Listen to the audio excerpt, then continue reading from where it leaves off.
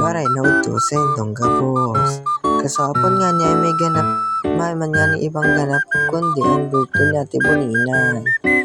Bugto na pala sa mga oras na yan pero may pangluto. Tadi pa pala nakakasikaso ni panggato.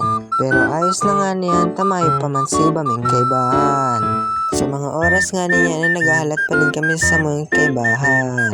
Hanggang sa nag-abot man nga ni din si Unya. Hilingunin doon ang mga taong nito seryoso nga ni sa pagsisilpon. Dahil nga ni nakakainip mo baga magparalat sa kaibahan o ni nga ni nag-video muna ako dito sa mga resik-resik ng San Pascual.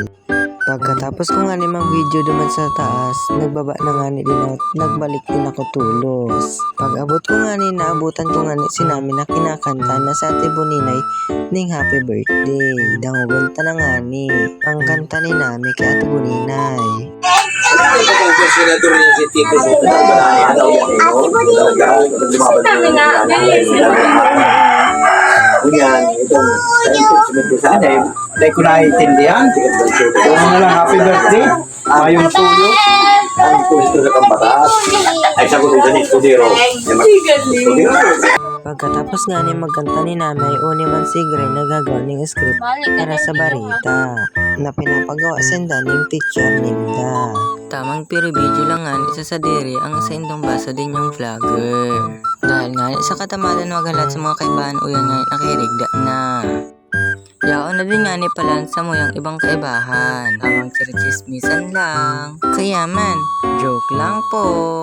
Pero ang minuto nga ni abot man na din si pakik ni Kajano ka Ate Boninay. Sweeton ka talaga Kajano ka Ate Boninay. Sabi nga ni Gray kala niya dahil sa iya. Ang palan bakok man palan. Si Gray na nga ni palan sinagawa ng cake na nagluluto palan sa Ate Boninay sa kusina. Pagkatapos nga ni 30 minutos ay uyan man na nga nagkakaraka na. Hiling-hilingon mo man nga na pagkakaning tulong ini. Manamiton man ka si Pansi tapos si Supas.